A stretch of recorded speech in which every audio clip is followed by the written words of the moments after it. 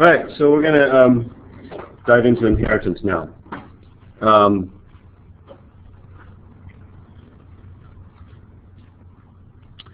So inheritance is basically the process by which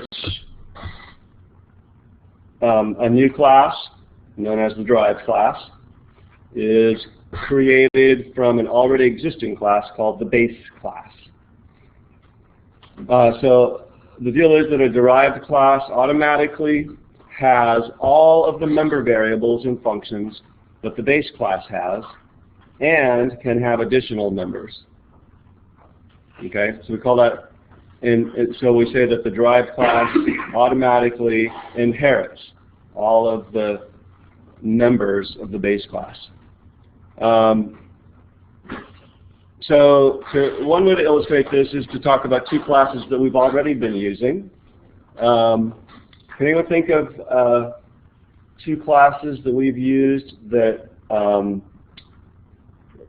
have this relationship? One of them is the base class and one of them is the derived class. The recipe and ingredient classes. Okay, that's a good question. Recipe and ingredient and measure and what am I missing? I guess that's it. Well, fraction and my string. Was that inheritance? I'm not saying it's inheritance, I'm saying it could be. Both in one class, an object in another class. Right. That was when one class is an object in another class. But it wasn't the case that one of those classes also had all of the members from another class, right? But that's another way that classes can be related. That's called composition, actually. So what we used in assignment 3 was composition, where one class is just a member of another class. Or, did I say that right? Yeah, one class is a member of another class. Not quite right to say it that way, because it's an object of one class is a member of another class. Any other guesses? In fact, we did this in probably in your intro class.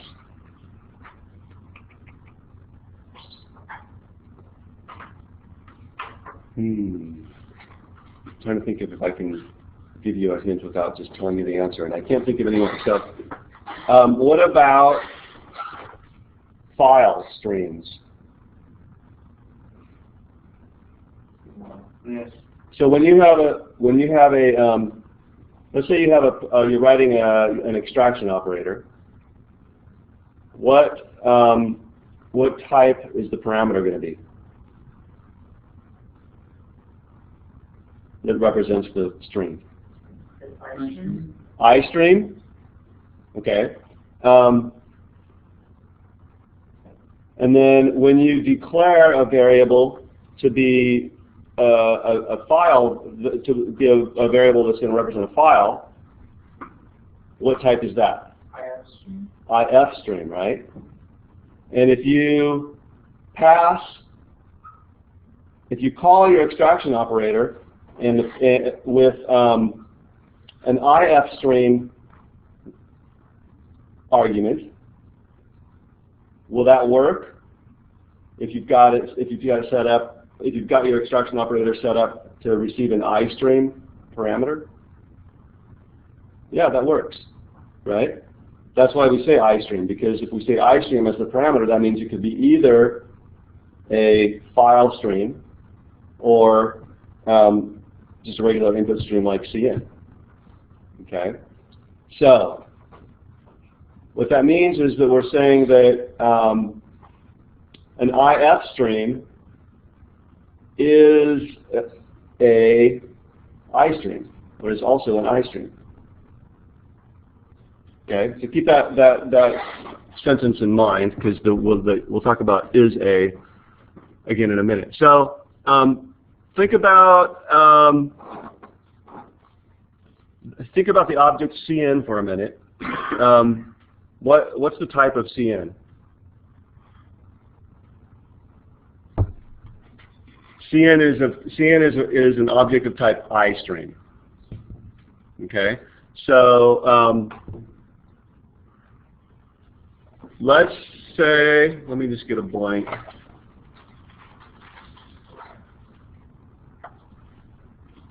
text file, sure. So if I say ifstream in file, okay, what are some, and then I also have cn, right? What are some functions that I can call using both in file and cn as the calling object? Okay, so I can say in file dot getLine. I can also say cn dot getLine, right? Do you think of any others? Ignore. Okay, and there's lots of others. There's peek, put back, so on. Okay. So there's a lot of what I'm sort of driving at now is I'm trying to get around to figuring out which one is derived from which, because it's sometimes counterintuitive. If I were to ask you right now, you may not get it right. So these are functions that belong to both classes, right? They belong to the iStream class and also to the ifstream class. Can you think of any functions that only one of those two types can use?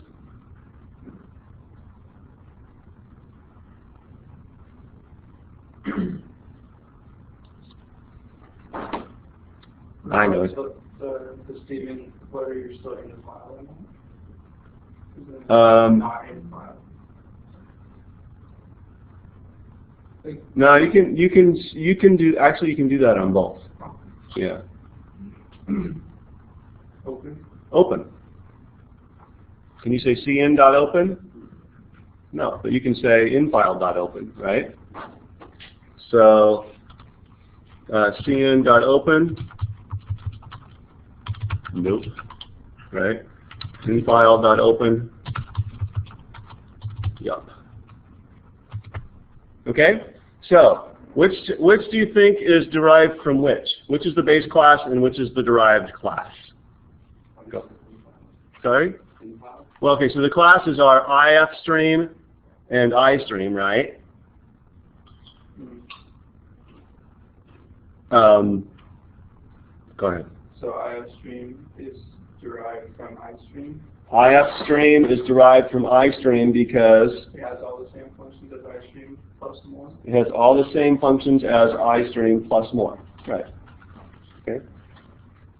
And so when we have that kind of a relationship, what we say is that the derived class is a whatever the base class is, right?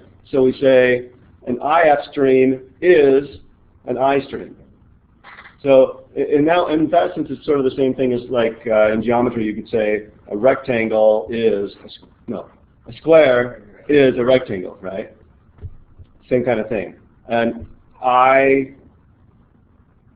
ifstream is an iStream, okay? And it's because an ifstream is an iStream, when a function is asking for an iStream parameter, you can send it an ifstream instead. Okay? So that's why we use iStream as the parameter in the extraction operator, so that you can pass it either an iStream object or an ifstream object.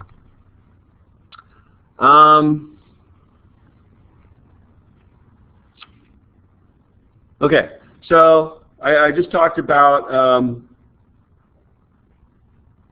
the different ways that classes can be related to each other. Composition is like the recipe assignment, and inheritance is what we're talking about now. So when we're in the design phase of a programming project, and we're trying to decide about how two classes are going to be related, what we want to ask ourselves is, okay, is it the case that this class is it the case that class B is a class A, or is it the case that class B has a class A? So there's is A or has A. So in the case of recipe, we would say that a recipe has an ingredient, right? An ingredient has a measure. So we use composition. In the case of iStream and IFStream, we say I always have to think hard to get this right. An IFStream is an iStream, so we use inheritance. Okay.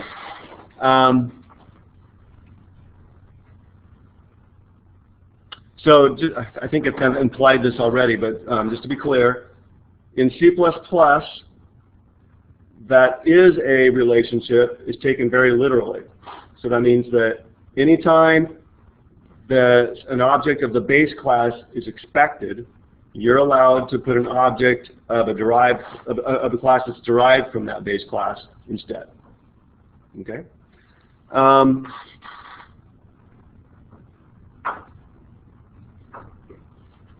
Okay.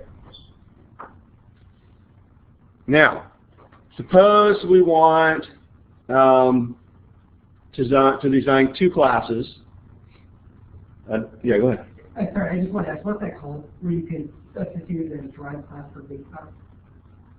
I don't know if that has a name. Oh, I thought it was like poly... Oh, no. Polymorphism is the word you're thinking of, and we will get there. Okay. We're not there yet. Okay, polymorphism, isn't that a great word? I love that word. And it's fun too. Sounds really cool. It sounds really, you tell your friends, about polymorphism. Right? You sound smart. Right? Yeah, exactly. Okay, so we need two classes. We need a salaried employee class and an hourly employee class. So we're trying to figure out how to take advantage of inheritance or composition or something to relate those two classes. How do you suppose we might do that?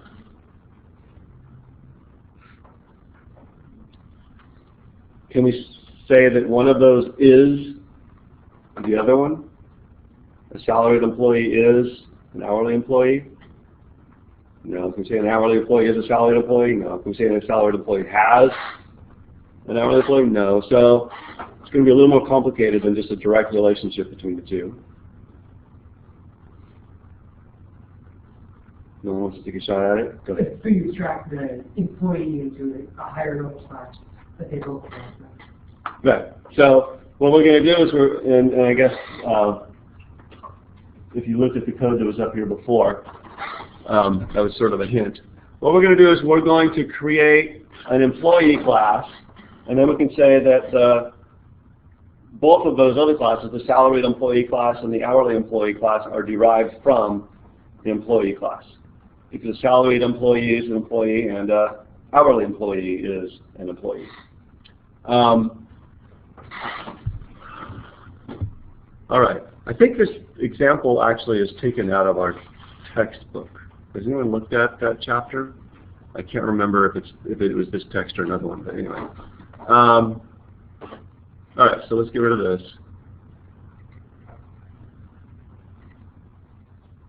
All right, so what I've got here is employee. Well, let's look at employee.h first. There's my employee class. Could you pull down your... Oh, thank you. You want to actually be able to see what I'm doing? Can even make it bigger too. Oh, okay. Yeah.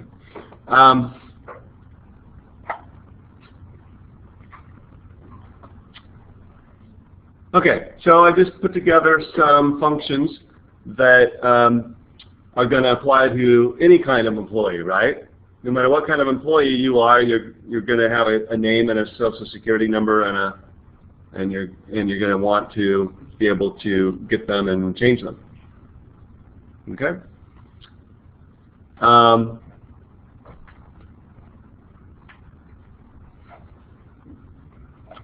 And every employee is going to have a net pay, right? No matter what kind of employee you are, you're going to have some amount that you get paid.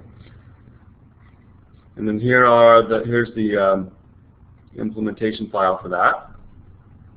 Hold on.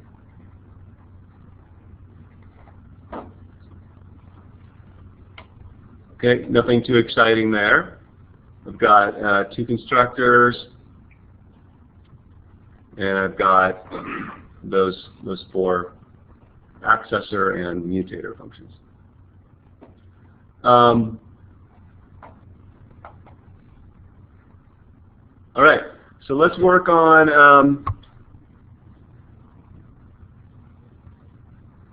hourly employee.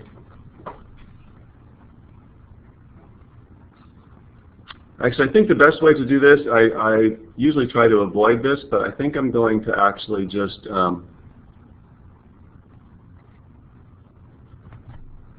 throw the code up here on the screen and then talk about it.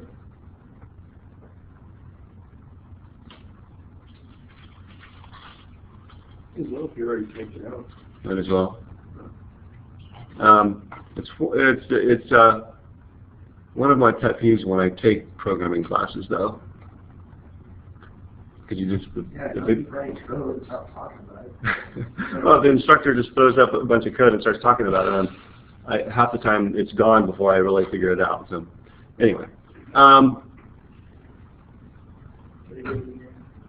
Yes, thank you. I got distracted. So this is going to be hourly employee.h.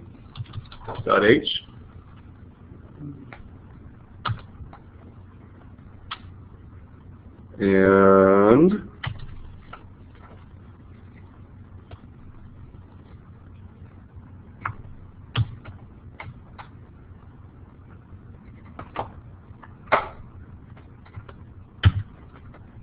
so there's my header file. And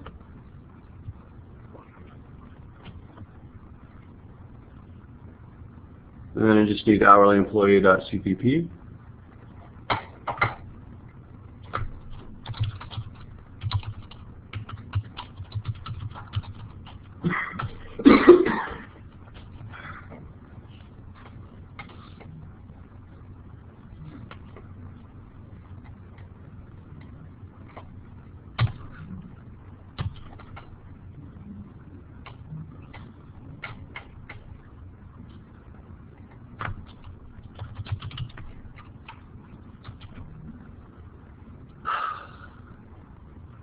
Okay.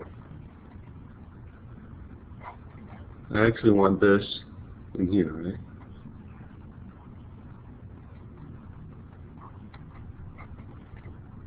Okay, so let's take a look at our hourly employee class declaration here.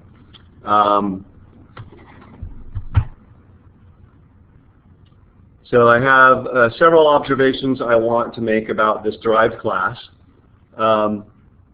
First, you'll see that the way in C++ that you indicate that one class is derived from another is this colon, the word public, and then the class that it's derived from, the base class. Okay? The word public means that public members of the base class will be public members of the derived class. Okay? You could use the word private here, and that would make the public members of the base class be private members of the derived class, but this is probably not going to be what you want.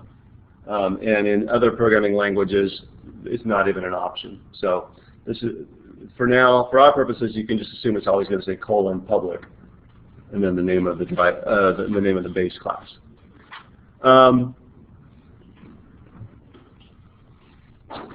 Okay, that was my first observation. Second observation is every time we change hours or pay rate, we're also going to have to change net pay, right? Okay. All right. Talking about constructors raise all sorts of interesting issues when you're doing inheritance. Like, does the derived class, how do the base class data members get constructed if you're declaring an object of a derived class, right? And what happens is that each time a derived class constructor is called, the base class default constructor gets called before execution of the derived class constructor begins. Does that make sense?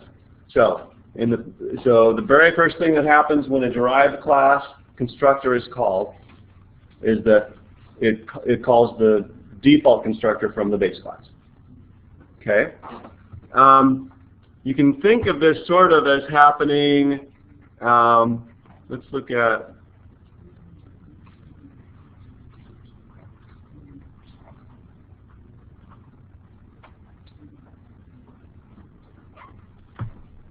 all right, so I've done some, there's some stuff here that won't look familiar to you quite yet. But you can sort of think of this call to the base class default constructor, think of it as if it happens sort of between the close paren here and the open curly brace that indicates the start of the derived class constructor, right? Because it's happening before that execution of that function begins.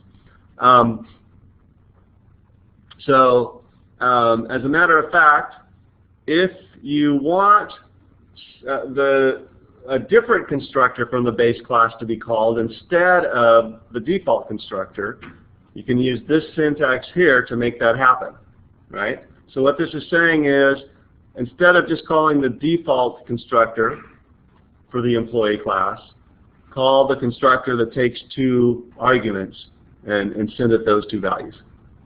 Mm-hmm. And those argument names come from the parameter name? Yeah. Is that right?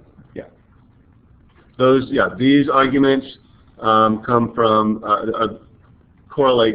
correspond to those parameters, yeah. Okay? So this is called an initializer list. I think that you may, if you've read the style conventions, you may have seen that pop up and wondered what it was. Because I think what I say there is don't use an initializer list except in the context of inheritance. Because you can actually put other code in there, but that's not really what it's intended for, right?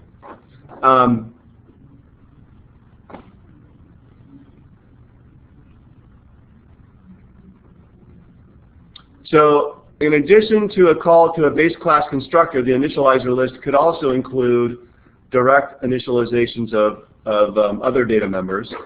So for example, I could write this whole function here.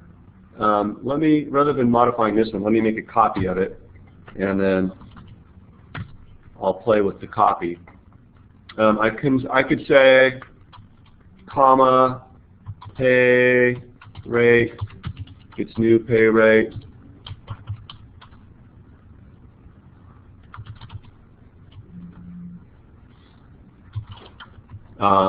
What else do I need to initialize? Hours gets new hours, and net pay gets hours times pay rate. Okay, and then I could just leave this blank.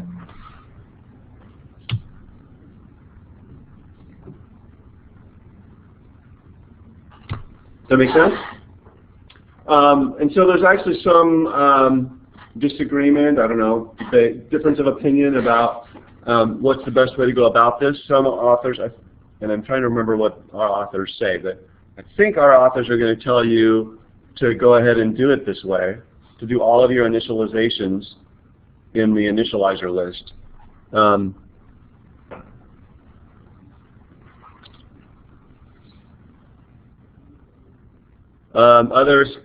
Others say that you should just place the call to the only thing that should go there is a call to the base class constructor, since it's the only thing that is necessary to put there. So you can choose either way. Personally, I prefer to just use it when necessary. So I usually use this technique. All right, any questions about initializer lists? Yes? Can any code go there, or is it just function? That's a good question. I believe that it has to be initializations. experiment, I guess, sometime and to find out, but I've never thought of putting something there other than an initialization, so I don't know. Could, instead of calling the accessor or the mutator functions, could you have just done assignments there?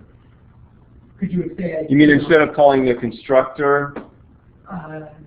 We got your comma separated list of function calls in the previous one.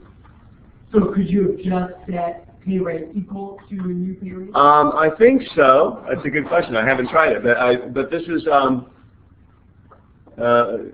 maybe in a second we can try it. But this is syntactically normal in a normal when it's not in an initializer list. It's syntactically equivalent to just saying pay rate gets new pay rate. The compiler will compile it into the same code. So I would guess that it probably will here as well. But I don't know that for a fact. Any other questions about that? So the other thing that kind of comes up, the other thing that comes up sometimes is if you've got a chain of derived classes, what's going to happen when you call, just say for example the default constructor in the very lowest derived class. Before it starts, it's going to call the default constructor from its parent class. But then before that constructor gets called, it's going to call the default constructor from its parent class. And so it's going to go up the chain like that. So the first constructor that will actually be completely executed would be the default constructor for the very base class. Does that make sense? The very most base class. I'm not sure how you say that. Okay. Let's see. So that's 3 observations I've made so far. The fourth observation is we still have one serious problem, and that is that the data members in the employee class are all private, which means that no other class, not even a derived class, has access to those data members. So the derived class has those data members, but its member functions can't access those data members. Does that make sense? So in our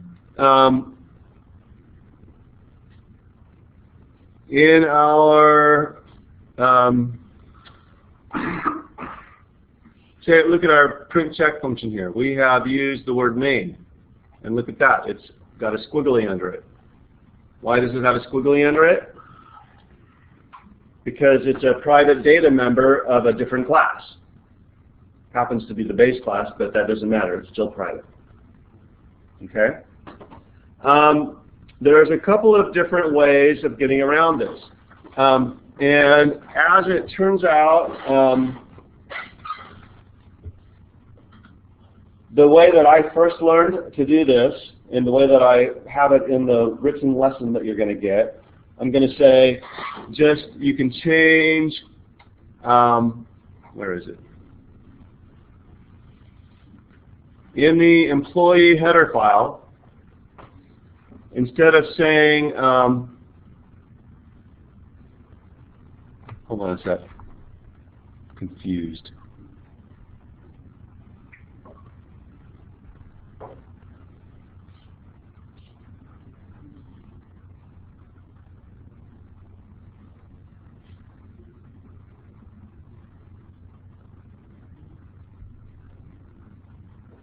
All of a sudden I'm looking at my notes and they don't make any sense at all. So let me wing it here. If you change this to protected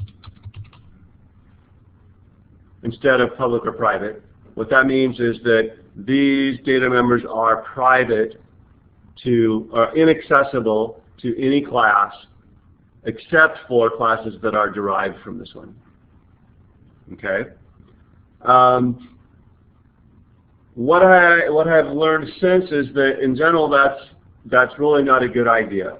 That you actually don't want to give your derived classes direct access to your private data members. in a large project with a lot of stuff going on, that can lead to problems. So the better solution to this actually is to just have accessor and mutator functions and access the private data members through those accessor and mutator functions. Does that make sense? So in the written lesson, you're going to see me say just change it to protected, but really that's probably not the best solution. Okay. All right.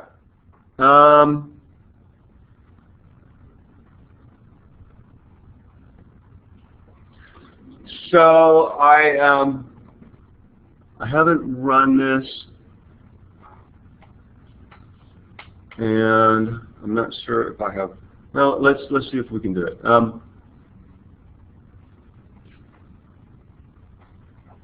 So what I need is a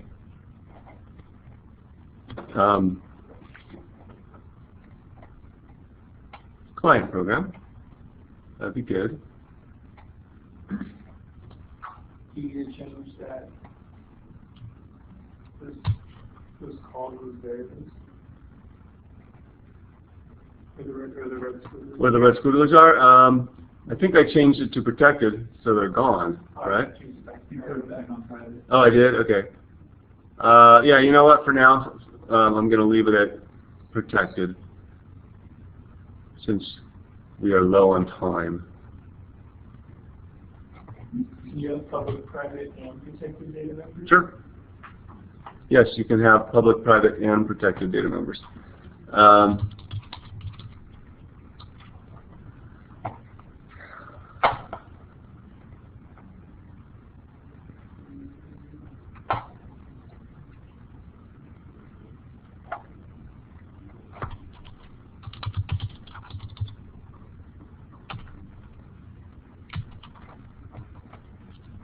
Okay, and I haven't done the salaried employee class. I've only done the hourly employee class. So I'm going to have to take out the stuff that refers to salaried employees, which is half of it.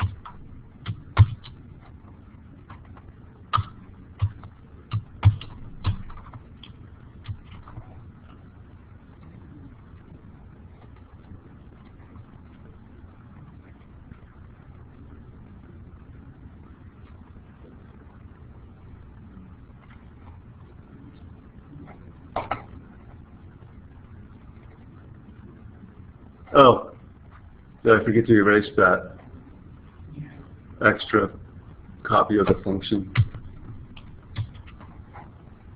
Let's try that again.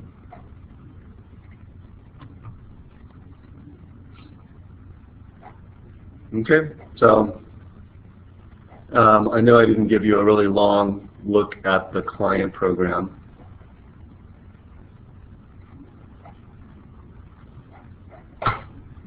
But if you stare at it long enough, hopefully you'll see that this code here produced that output successfully.